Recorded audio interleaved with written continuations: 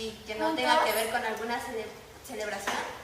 Y ¿cómo te sientes? Estamos muy emocionados porque vamos a hacer una pijamada con fogata, bombones, papas con nuestros papis. Y son exactamente las 5 para las 10. Y son exactamente las 5 5 para las 10. Bueno, acompáñanos. Dios, ¿cómo te sientes?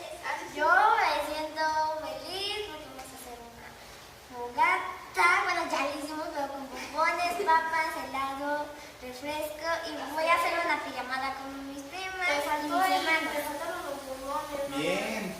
Miguel, ¿qué onda? ¿Estás feliz? Montserrat, ahí ya te Sí, estoy ¿no? confundiendo. ¿Cómo te sientes? Me siento muy feliz porque estamos grabando y aparte porque vamos a hacer una fogata.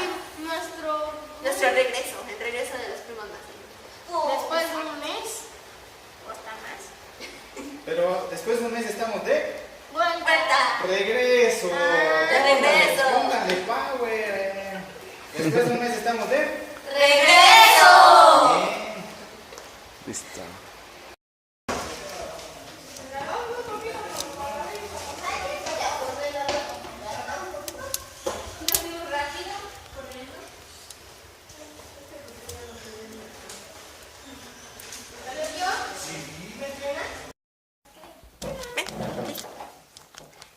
Bueno chicos, ¿qué vamos a hacer ahorita?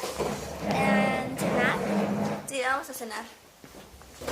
Y llegó Pueden agarrar la silla que quieran. ¿Mande? Ahorita Estoy vamos viendo a... esto, Pero Ya. ahí tienes sillas, ¿no? ¿Dónde está? Bueno, ahorita vamos a cenar y les grabamos un poquito.